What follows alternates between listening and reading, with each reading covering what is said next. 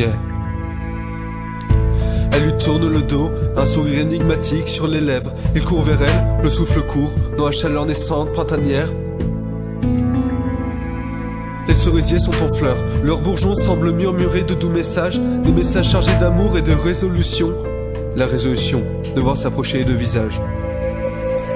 Elle se retourne, de visage rouge de gêne, une timidité rouge cramoisie, une unité. L'homme fait un premier pas pour donner une chance à leur histoire, pour avancer. Elle tentait de reculer mais elle tient bon, pourtant son cœur bat la chamade. Il s'approche, elle tient bon de nouveau, son regard sur sa gêne agit comme une pommade. Elle sent son cœur se resserrer dans sa poitrine, son souffle s'accélère. Un seul mètre les sépare, l'homme se tient immobile, il la dévore du regard des pieds jusqu'à terre. Il est à la fois pressé et prudent, il ne veut pas se presser, pourtant il sait qu'elle l'attend. Il le voit dans son regard et ses lèvres tremblotantes, mais il veut prendre son temps. Elle tremble tellement qu'elle voudrait baisser le regard, pourtant elle est comme sublimée. Son regard hypnotique l'appelle à avancer, à se jeter dans ses bras. Elle imagine leurs lèvres s'effleurer, elle frissonne, gouverne à la fois par un curieux sentiment de peur et d'envie. L'homme non plus n'emmène pas large, ses jambes semblent en coton, mais l'envie est trop forte, forte comme un ouragan, fragile comme du cristal, un pas supplémentaire. À présent il a la possibilité de lui saisir les mains, il imagine leurs doigts se toucher, vite, de l'air. L'image lui caresse l'esprit, il sourit autour de le monde, leur semble s'arrêter de tourner. La fille semble sortir de sa transe et lui prend les mains, son cœur n'arrête pas de marteler. Sa poitrine douloureuse et avant que le garçon n'ait pu esquisser le moindre geste, elle lui saute au cou pour l'embrasser. Enfin, elle l'embrasse de tout son être.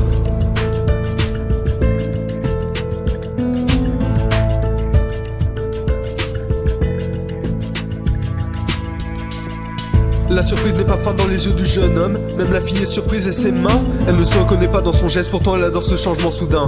Elle s'abandonne à leur étreinte, elle resserre ses bras.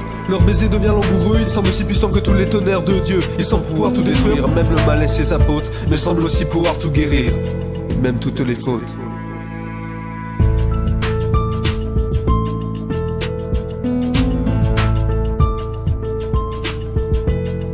Le garçon s'abandonne à son tour, toute gêne a disparu dans les deux camps. Le champ de bataille de l'amour laisse place à la douceur et au désir des deux âmes. Rien ne tenait compte, c'est autour du temps de s'arrêter de tourner. Rien ne saurait gâcher l'union de leur corps, ils ne font plus qu'un, peut-être pour une postérité. Les secondes semblent durer une éternité, qu'y a-t-il de plus beau que deux êtres qui s'aiment? Après tout, ils semblent seuls dans ce temps figé, ils semblent briller comme 1000 au diadème. Peut-être un jour, lui en offrira-t-il un, incrusté de perles, de fleurs et de diamants. Ou alors lui passera-t-il la bague au doigt, et naquira un enfant, qui sait? Un bout de chou souriant, qui rira aux éclats avec ses parents dans une maison au bord de la mer. Des souvenirs éclatants sous sa blonde crinière. Puis viendra son jour de trouver l'amour, et la scène se rejouera, comme au premier jour.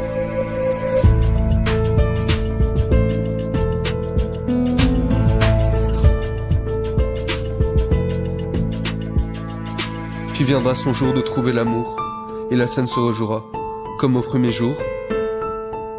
Comme au premier jour. Comme au premier jour, comme au premier jour, comme au premier jour.